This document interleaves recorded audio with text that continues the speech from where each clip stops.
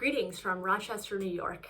I'm Reverend Shari Halliday-Quan, the lead minister of the First Unitarian Church of Rochester. I'm the minister of the congregation where your minister, Reverend TJ, grew up. And Reverend TJ, thank you so much for the invitation to worship together. Thank you for the invitation to be together. Thank you for the reminder, quite frankly, that outside of our sanctuaries or outside of our home offices, as Sunday mornings often look these days, that we are joined in one strong faith movement, one community that draws from a tradition and a heritage to use our voice now. Now, Unitarian Universalists right now, we're gathered nationally. Lots of congregations are participating in UU the Vote, helping folks exercise their right to vote and helping combat efforts to suppress voter registration and voter turnout. I'm not here to talk about UU the Vote, but you can understand the temptation because this Sunday we celebrate 100 years of women's suffrage. Or more accurately, we celebrate 100 years since the passage of the 19th Amendment. 100 years since we removed gender as a legal barrier to voting. Many of us know that there are other barriers, race chief among them, that have prevented Americans, US Americans, from exercising their democratic rights. And, my family, it wasn't until the Chinese Exclusion Act was repealed 25 years after the 19th Amendment, where citizenship and therefore voting was made possible. In Hawaii, statehood came even after that, which opened up voting on the islands. And it was even later than that the Voting Rights Act made possible the right to vote, to actually exercise democratic process for Black women and, quite frankly, for Black men. For Black people to be able to also be able to participate in our fragile yet powerful democracy. I'm not here to talk about UU the Vote, but suffrage and women's suffrage and participation in the democratic process of having people's voices heard, that is part of our spiritual legacy. And so I'm here to introduce you to one of our ghosts, a ghost of First Unitarian Church of Rochester, someone who haunts our halls, or actually, since she's never been in the building, haunts our hearts, more accurately, one of the Unitarian ancestors that brings the 19th Amendment and UU the Vote as part of the conversation that we have as spiritual people of commitment and justice. Of course, I'm talking about Susan B. Anthony, one of our most famous Unitarian ancestors. And though she did not grow up a Unitarian or a Unitarian Universalist, certainly, like Reverend TJ, she very much claimed this community, the First Unitarian Church of Rochester, as her own.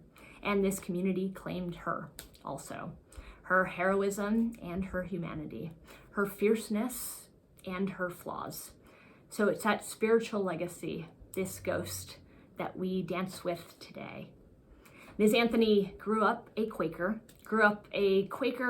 whose Orthodox Quaker father married a Baptist, encouraged dancing, and was so committed to expecting God's presence and seeing the light of Christ in everyone that their local Quaker community was deeply committed to the abolition of slavery, that their spiritual commitments drove them to justice work.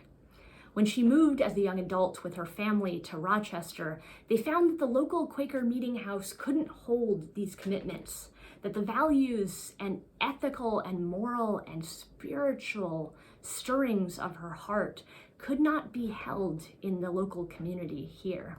She remained a Quaker on the books her whole life, but eventually she came down the street, came to see what the Unitarians were up to, and the whole family found that although we were too chatty, and quite frankly, probably are still, this was a place that could hold those deep spiritual stirrings, hold the deep moral questions of the day and of the family. And so she made her home here. And here in Rochester, as well as in the broader Unitarian Universalism, it's ours now to wrestle with what it means to have her legacy among us, and also to be a spiritual home for activists. What might it mean now to be a place where the deepest stirrings, where the burdens and the joys of people most fiercely committed to the justice battles of today might find a place of healing, renewal, and inspiration. Now, Ms. Anthony, part of what made it possible for her to return to Rochester and return to First Unitarian was that there quite literally was a place for her. At the time, families' pledges guaranteed pews, and so when she would come home from her speaking circuits, come home from lending her personal power to movements all over, she knew that there would be a place for her to sit and to be.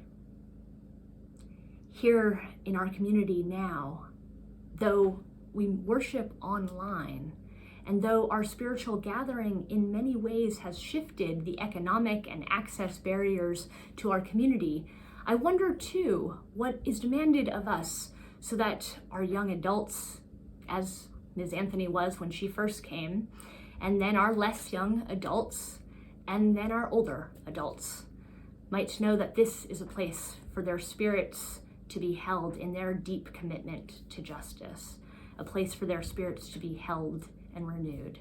What might it take for our young adults to know that unlike her move to a new place as a young adult and finding that what she learned in her religious community could not be held there, what might it take for us to continue to be a place where we continue to be conversation partners in the spiritual journeys of young people? Now, Ms. Anthony, she wasn't able to come, quite frankly, in the fullness of herself, even here at First Unitarian. I'm delighted to learn here at First Unitarian in Rochester, a city that's full of Anthony enthusiasts, that portrait that I showed you earlier, a portrait that you've probably seen or seen something similar, that portrait of her in black, high neck garb, a frumpy frock, quite frankly, her Quaker birthright, that wasn't what she liked to wear. She wanted to wear fancy bloomers. I was delighted to learn this and a little deflated to learn that, of course, we don't see portraits of her like that, because though that would be her preference, she let that fall away so that she might be taken more seriously. Her singular focus on women's suffrage as her cause, her reason for existence, meant that she was willing to sacrifice not only her manner of dress, but also her comfort, her family, her ways of being in community, so that she might pursue her goal. It's admirable in a way. It's instructive to think about the ways in which focus allows us to pursue our goals. But I do wonder what price we extract from our fellow community members when we make contingent their being taken seriously. I wonder, beyond dress, what other elements of people's identity or experience they find that they must place aside in order to know that there is a place for them here. Now, Ms. Anthony's commitment to being taken seriously, her focus on precision of words being heard, that wasn't only a standard that she held herself to. She held also those whom she loved and admired and respected to high standards of being as well. And so it is not, to be clear, my goal now to encourage you to write Reverend TJ emails every time anything in his sermon doesn't land quite right, or me for that matter.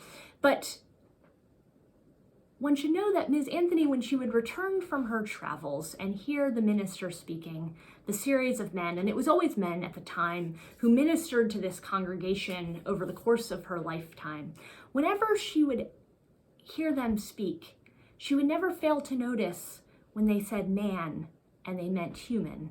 She would never fail to notice when they said mankind when they meant humanity.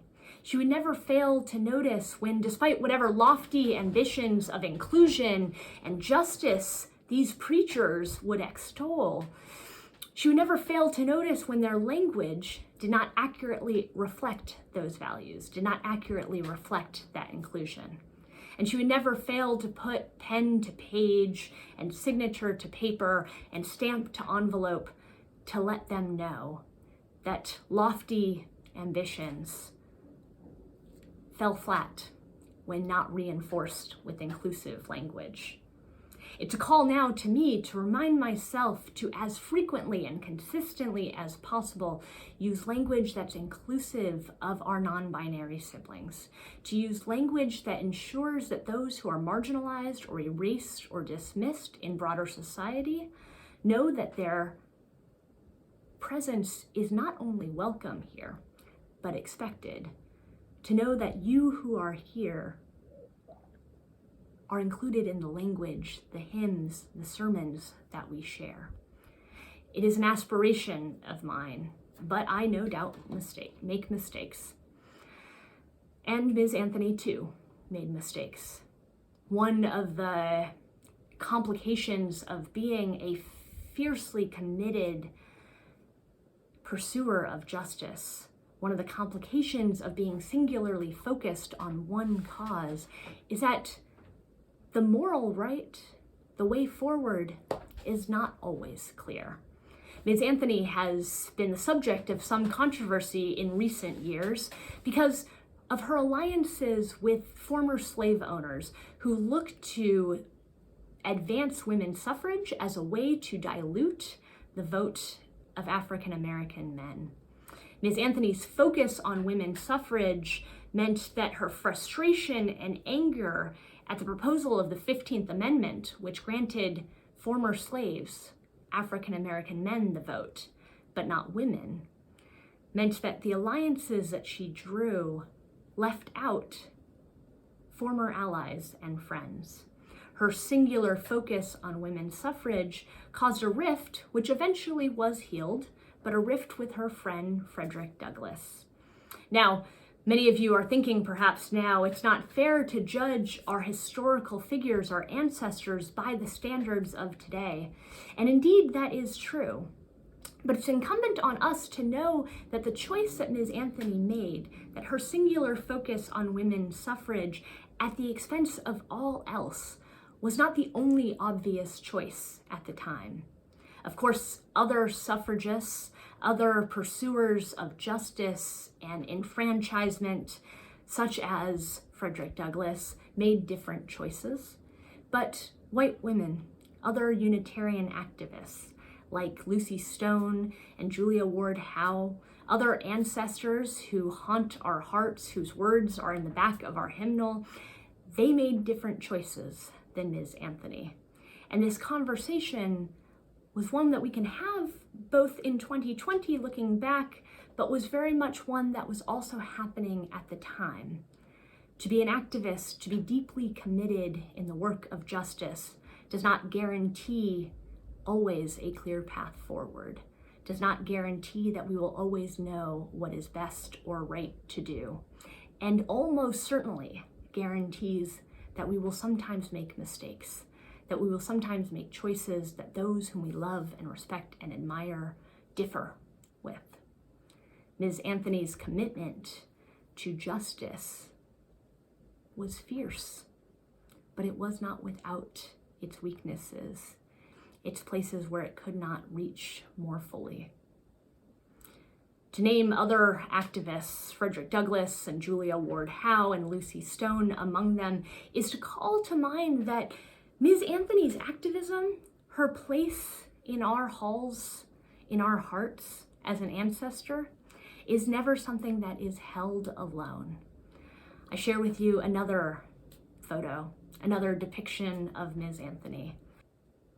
Now in Technicolor. This stained glass window, it appears in a local AME, a local African Methodist Episcopal church here in Rochester. And I'd like to think that Ms. Anthony, with her devotion to color or her preference for color, would have preferred this depiction of her. This stained glass was commissioned, selected by her friend Hester Jeffries. Now, Ms. Jeffries, like Ms. Anthony, was a member of First Unitarian, and like Ms. Anthony, she maintained a sense of dual belonging her entire life. But unlike the colorful dress that Ms. Anthony could let fall away, Ms. Jeffries found that at First Unitarian she could not cut away the fact that she was an African American woman. and that both her station in life and the constructs around race at the time, as well as her cultural heritage, would not allow her to be fully held here in this community. And so she worshiped both with us and at the AME church. And when her friend Ms. Anthony died, and the AME church was looking to put contemporary saints in their windows, she submitted Ms. Anthony, and the church selected her. It's a reminder that the work that we gather in, the work that we commit to, is not only best done in community, but can really truly only be done in community. Ms. Jeffries' legacy has largely remained hidden, though here at First Unitarian we are learning more every day as we go into our archives and deep dives, learning about their friendship and their commitment to each other. And so I join with Ms. Jeffries and with this local AME church and with my church and yours in celebrating the legacy of Susan B. Anthony, complicated as it might be, knowing that this spiritual ancestor, this ghost of ours, calls us forward into the work of justice. May we know that we might be held in ever fuller expressions of our humanity. May we know that there is a place set for us here, and that it is incumbent on us to set a place for others. May we know that it is never our opinion or our single perspective that holds the day. May we know that no matter how committed and steadfast and faithful we are, we too will make mistakes. May we know that the road may be muddy, and heaven knows how we will get there, but we will get there together. May we know that we are not in this work alone. I bring you greetings from the people of Rochester. It is good to be together. May we continue in the work and witness of our faith, and may our faith bring you light and love. Amen.